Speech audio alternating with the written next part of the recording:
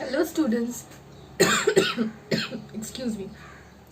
Today I have come up with the next part of the chapter chemical bonding from class 11 syllabus. So today we will study about variable valency or why certain elements show variable valencies. Okay, so let's start with it. We all know that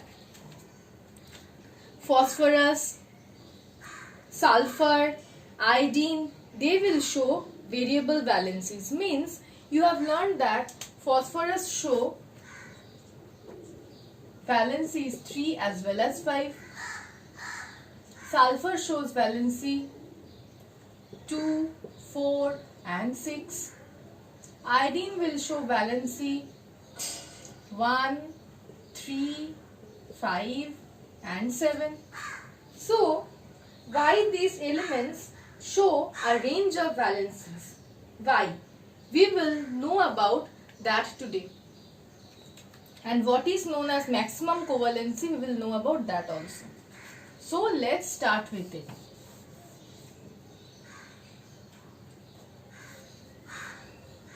Phosphorus. Phosphorus in the ground state has the outer electronic configuration.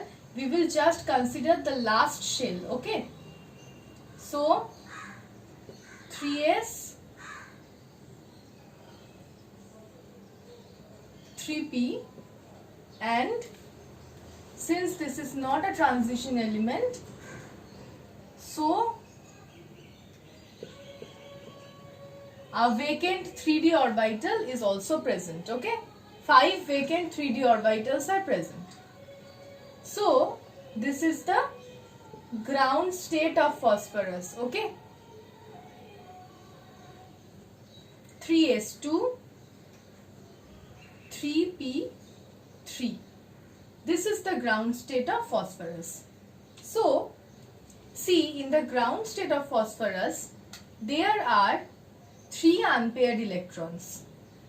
So, phosphorus, in phosphorus, since there are 3 unpaired electrons, and here there is a paired electron and 3 unpaired electrons. So, a total of 5 electrons. So, if phosphorus will share 3 more electrons, since they are unpaired electrons, so there is a space for another electron. And phosphorus can share this electron with another atom which will share one of its electron with the phosphorus. That can be chlorine if the compound is PCl5, PCl3.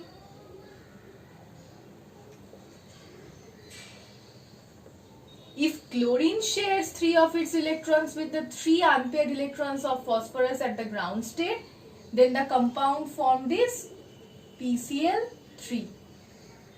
So this can occur. In this stage, phosphorus can form 3 bonds with 3 other atoms. 3 bonds with 3 other atoms. So in the ground state, phosphorus will show a valency of 3. Now I will come to the next part. Phosphorus in the first excited state. Now what is an excited state? We know that the 3s orbital is having a lower energy and the 3d orbital is having a higher energy. So, if an electron in the 3s orbital absorbs energy and get excited to the 3d orbital, then then the element will have its first excited state. So, here one 3s electron will get promoted to the vacant 3d orbitals.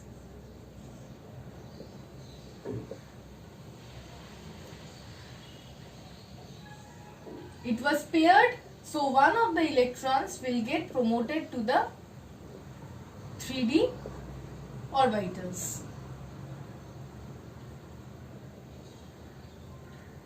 Okay, so now look at the electrons. All the electrons are unpaired, means there are 5 unpaired electrons. So in this case, since 5 unpaired electrons, 5 chlorine atoms, the cross with the blue are the electrons shared by the chlorine atoms. 5 chlorine atoms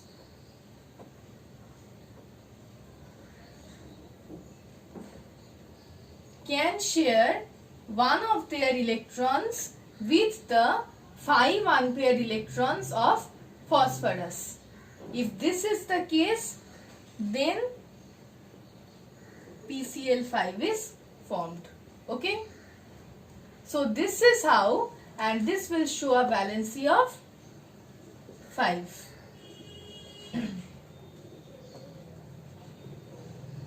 And here the valency is 3. Now what is maximum covalency? Maximum covalency is, or maximum attained valency is that valency in which the excited state, the last excited state will have all the unpaired electrons. The last excited state of the element will have all the unpaired electrons. That is the maximum valency attained. Here see, there are no other paired electrons in phosphorus. If there was any other paired electron in phosphorus, then we would have a second excited state where that electron we would have been promoted to the one of these 4 vacant 3d orbitals. Okay, that is the case with sulfur as well as iodine. That's why after phosphorus I'll come with sulfur. So this is the case of phosphorus. Now sulfur.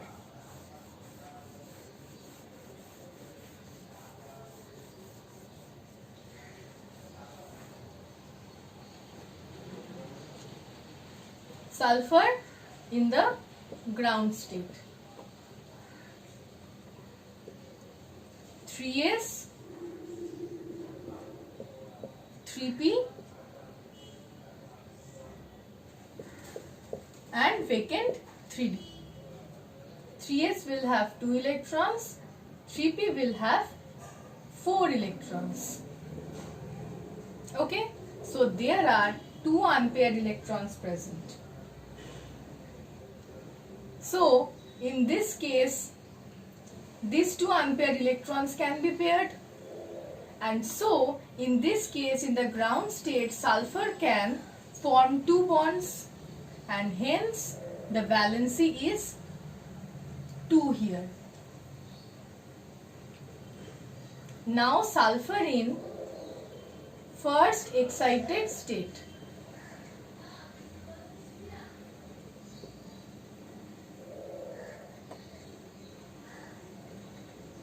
What will happen in the first excited state? One of the paired electrons in the 3p orbital will get promoted to the 3d orbital.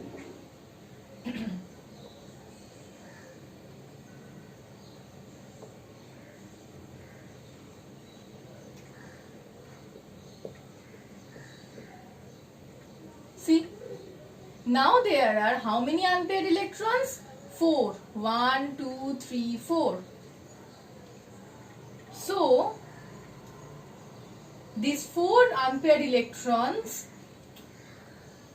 can be shared with 4 other different atoms. If I consider here fluorine atoms, then 4 other different atoms. In this case, the valency is 4. Now you can see that after the first excited state also, sulfur has another electron pair. So, sulfur will show second excited state.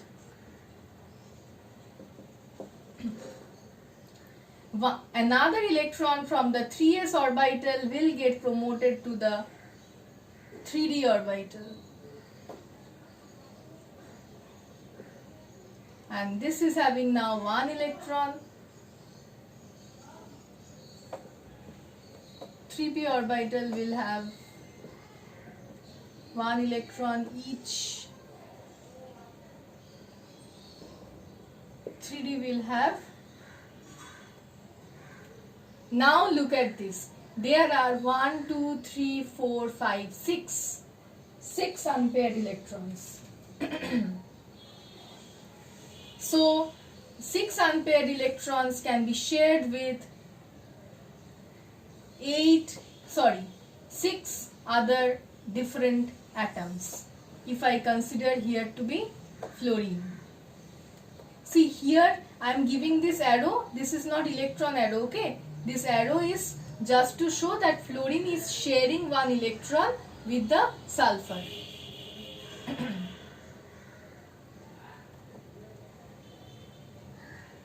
So here the valency is 6. Okay, so that's why sulfur shows 2, 4 and 6 valencies.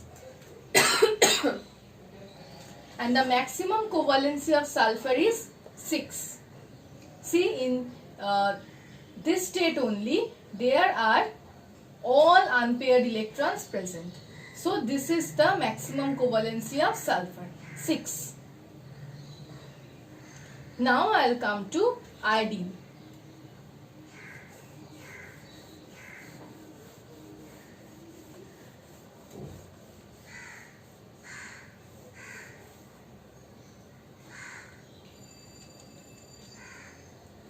Iodine in the ground state.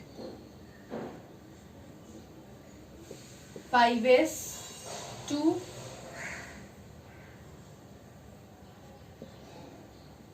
5p 5, and we have vacant 5d orbitals. So in the ground state there is only one unpaired electron of iodine. So it can form bond with only one atom. So the valency of iodine in the ground state is 1. Okay. So next is the first excited state. One of the 5p electrons will get promoted to the vacant 5d orbitals.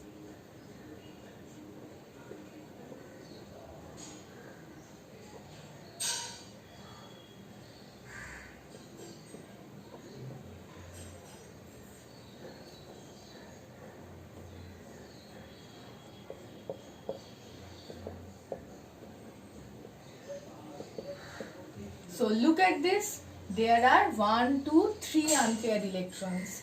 There are 3 unpaired electrons. So this can be shared with 3 different atoms. In this case, the valency is 3. Now look at this, that there are 2 other paired electrons or 2 other electron pairs. So sulfur will have the second excited state. One of the 3p electrons will get excited to the 5p electrons.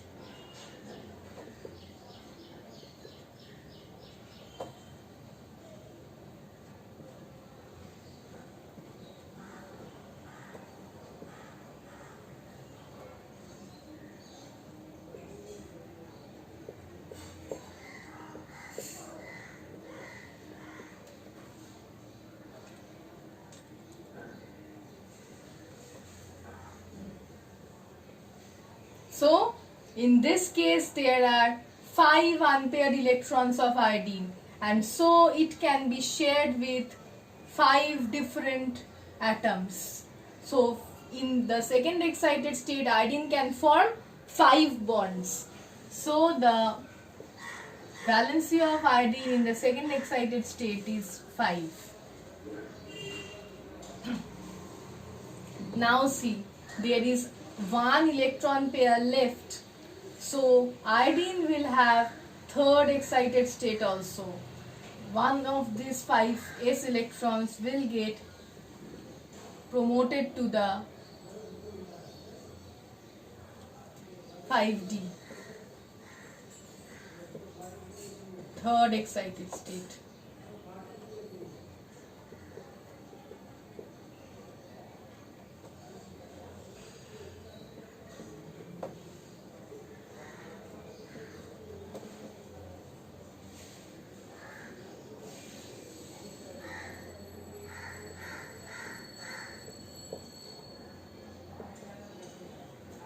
Now see, there are 1, 2, 3, 4, 5, 6, 7. There are 7 unpaired electrons. So the 7 unpaired electrons can share 1 electron each with the 7 different atoms. So it can, in the third excited state, iodine can form 7 bonds. If I consider this to be fluorine,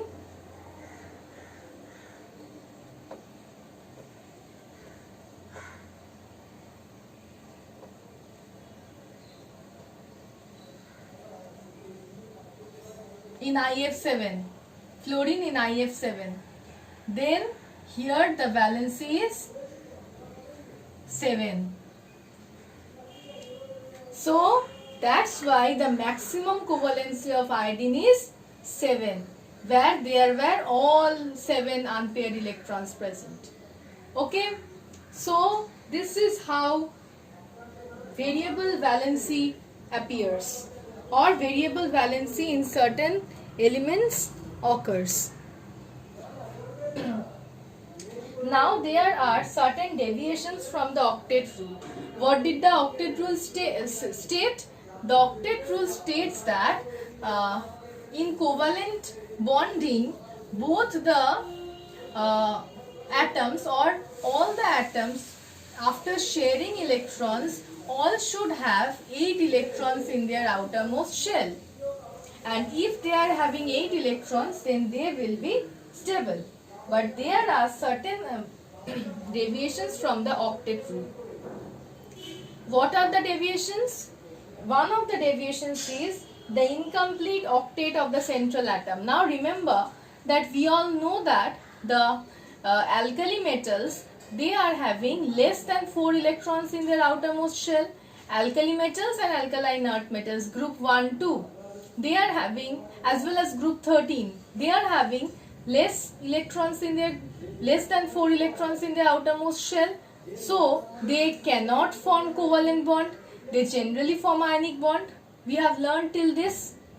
But now we will know that many compounds like BeCl2, BF3, AlCl3, they form covalent compounds. They form covalent compounds. But the sharing of electrons, after the sharing of electrons also, their octet is not completed. How?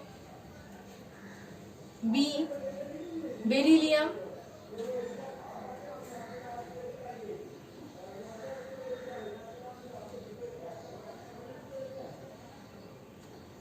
this is chlorine, this is also chlorine.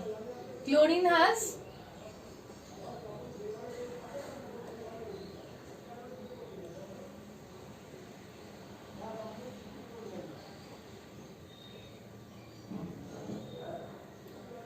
seven outermost electrons.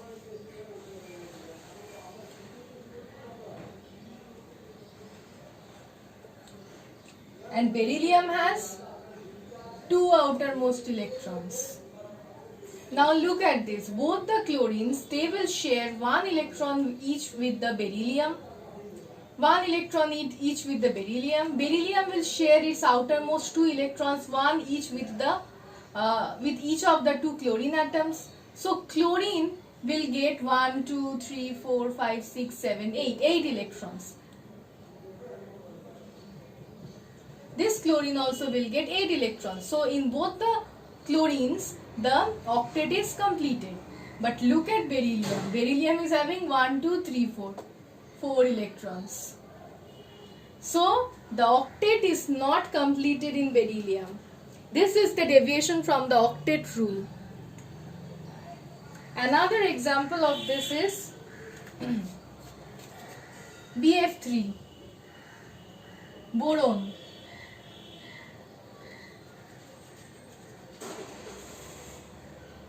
Fluoride, fluoride, fluoride, fluorine will again have 7 outermost electrons.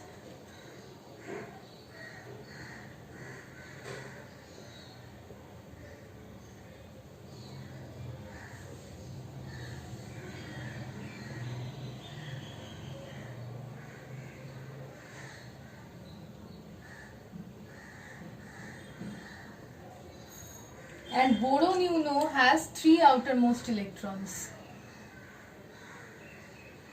So all the 3 fluorines, after sharing of electrons, will have 8 valence electrons.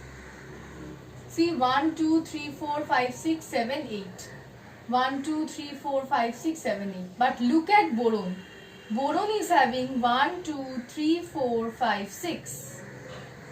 6 electrons. So less than 8 electrons. So octet is incomplete. This is one of the deviation from octet rule. The second deviation is expansion of octet of the central atom. Expansion of octet. How? In PCl5.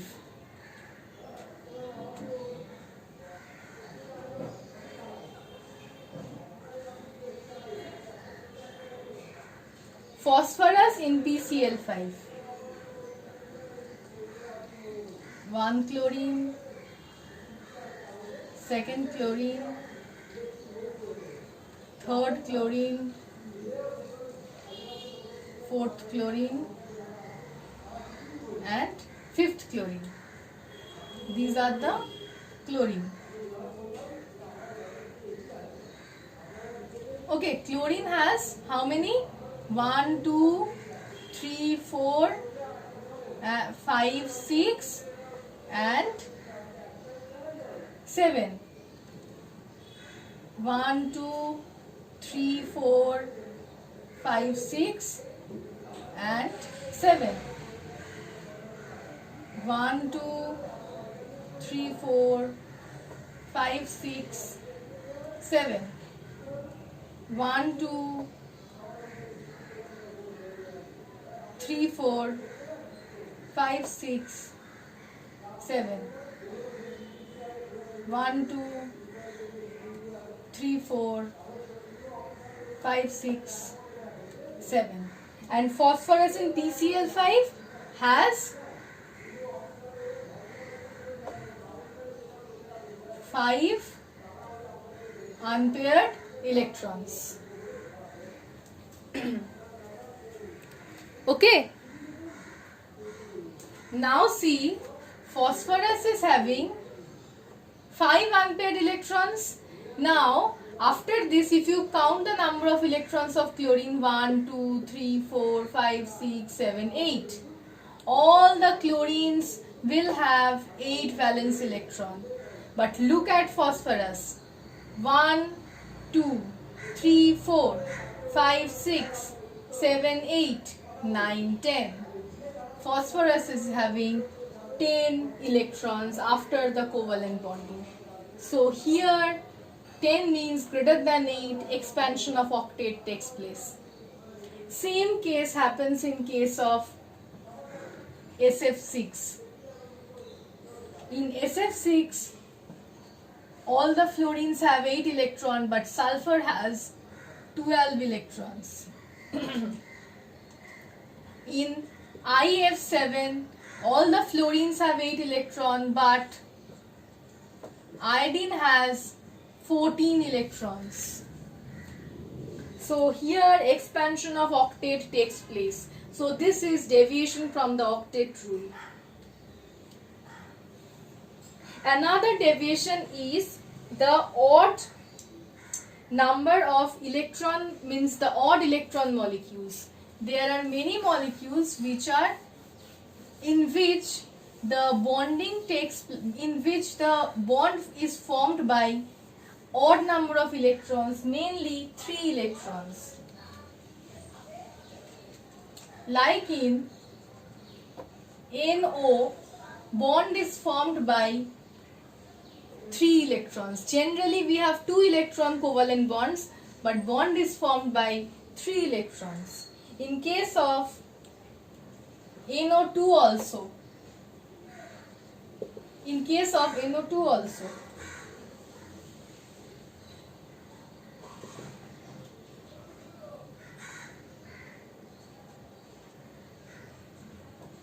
this bond is formed by 3 electrons. This is the odd electron molecules. These are the odd electron molecules. I am not showing all the electrons, means this is not the exact Lewis structure. I just wanted to show that this bond is formed by 3 electrons. So odd electron molecules. Another is, we all know that all the noble gases are octet filled. They are highly stable. But then also we have a range of compounds with xenon, oxygen and fluorine. Xenon forms a range of compounds with oxygen and fluorine. XeOF2, XeF4, XeF2, XeF6,